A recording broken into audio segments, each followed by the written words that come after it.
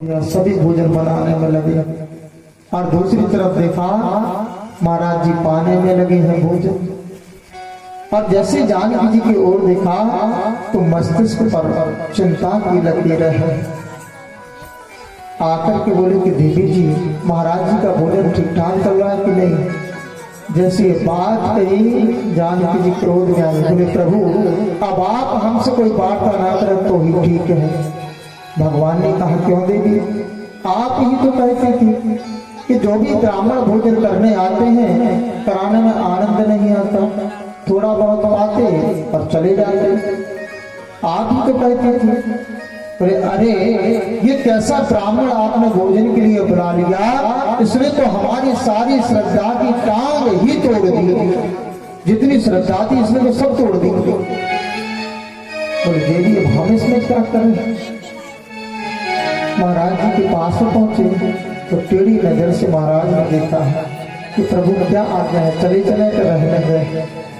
भगवान ने कहा बस ठीक है इतना ही रहने, इतना ही रहे। तो जानकी जी आई आकर के बैठे महाराज के सामने। जानकी जी ने कहा कि महाराज मैं आपको प्रणाम करते हैं। अगस्त महाराज ने कहा कि देवी चिर सौभाग्यवती रहो। महाराज ने कहा कि देखो अभी हम कोई वार्ता नहीं करते, भोजन करते हैं तो बीच में कोई वार्ता नहीं करते। जानकी जी ने कहा कि भगवान हम कोई बात करने नहीं आए, हम तो केवल इतना कहने आए हैं कि जब आधा भोजन हो जाए तो थोड़ा जल का पान भी कर लेना चाहिए।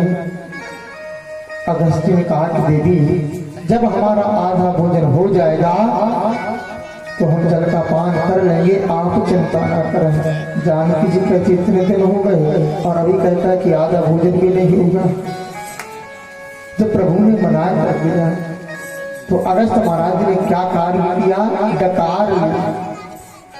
डकार ली और बोले कि देवी जल लाओ। तो जानकी जी ने कह दिया कि हमारे यहाँ जल की कोई व्यवस्था नहीं है। अगस्त महाराज ने कहा कि हाँ देवी जब हम जल का भी पान करते हैं तो मठ के 2-4 10-20 मठ के टैंकर से काम नहीं चलता। तो प्रभु ने हाथ जोड़ करके प्रार्थना की कि महाराज जी आप तो संत हो, आप संत हो। एक युग में आपने भोजन पाया तो दूसरे युग में आप जल का पान कीजिएगा। जब हम कृष्ण युग में अवतरित होंगे द्वापर में और इंद्र क्रोध में आकर के जो जल की वृष्टि करेंगे आप उस सभी जल का पान करते जाइएगा। और आज जैसे ही इंद्र ने पवित्र होकर के जल की वृष्टि की तो भगवान ने इशारा कर दिया कि महाराज जी जहां कहीं हो आप आकर के इस जल का पान करें। इसलिए अगस्त महाराज जी आकर के जल का पान कर रहे। जैसे बात इंद्र ने सुनी तो इंद्र के मन में जो अभिमान था सोचा कि अरे ये तो हमने बहुत बड़ी गलती कर दी, बहुत बड़ी गलती कर दी। ये तो हमारे प्रभु है। इंद्र वहां से चल करके आए और प्रभु के चरणों में प्रणाम किया, क्षमा याचना की और 10 मंत्रों में स्तुति की। तब जाकर के प्रभु प्रसन्न हुए। यहाँ परीक्षित करते हैं कि गुरुवर एक बात समझ में नहीं आई। बोले क्या। बोले ब्रह्मा जी ने 40 मंत्रों में स्तुति की थी तब जाकर के भगवान प्रसन्न हुए थे और इंद्र ने केवल 10 मंत्रों में स्तुति की और भगवान प्रसन्न हो गए। सुखदेव जी कहते कि परीक्षित ब्रह्मा जी ने जो गलती की थी उसमें क्या कार्य किया था।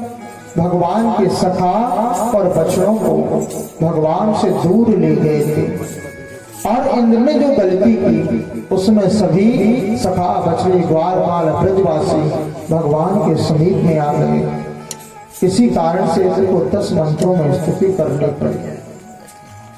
श्री सुखदेव जी महाराज कहते हुए परीक्षित भगवान ने इंद्र का अभिमान दूर किया और भगवान अभिमान कभी रहने भी नहीं देते। गोवर्धन नाथ की स्थापना की जो कि हम सभी जाते हैं गोवर्धन नाथ परिक्रमा करने के लिए। 7 कोष की परिक्रमा 30 किलोमीटर का विशाल स्वरूप है गोवर्धन नाथ का। सभी जानते हैं, परीक्षाओं की पूर्ति भी करवाते हैं।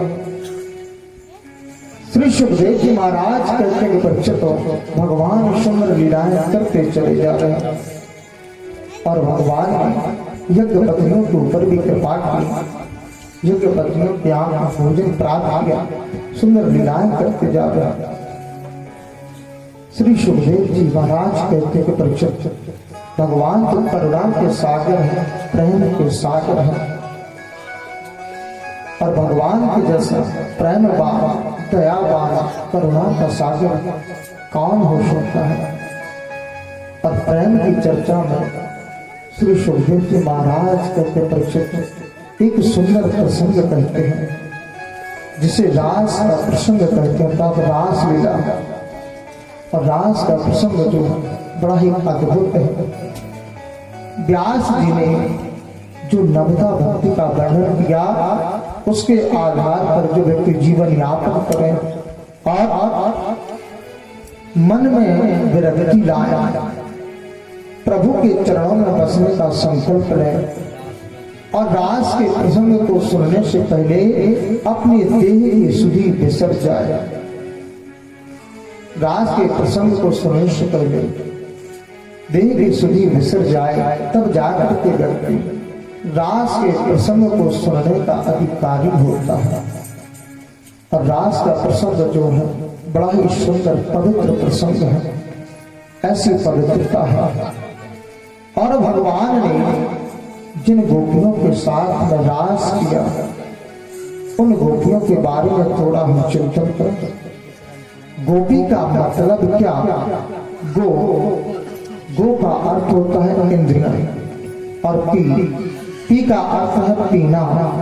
गोपी इंद्रिया कृष्ण रसम पिबत इति गोपी। जो प्रत्येक इंद्रिय से भगवान श्री कृष्ण के रस का पान करें, उसे गोपी कहते हैं। जो अपनी प्रत्येक इंद्रियों से भगवान कृष्ण के रस का पान करे, वो गोपी है। अर्थात चलते फिरते उठते बैठते प्रत्येक परिस्थिति में जो भगवान के नाम का गान करें, वही गोपी है। उसी को हम गोपी भी कहते हैं। और ये गोपियां हैं क्या? भगवान राम जब 14 वर्ष के लिए वन में गए थे, तो मेरे रघुवर जब दंडक वन से निकलने लगे, तो जो दंडक वन में वास करने वाले जितने भी साधु संत हैं, उन संतों ने प्रभु राम के सौंदर्य को देखा और उनके मन में ये भावना जागी, क्या कि हम लोग भी स्त्री रूप में होकर के प्रभु की सेवा करते तो कैसा होगा।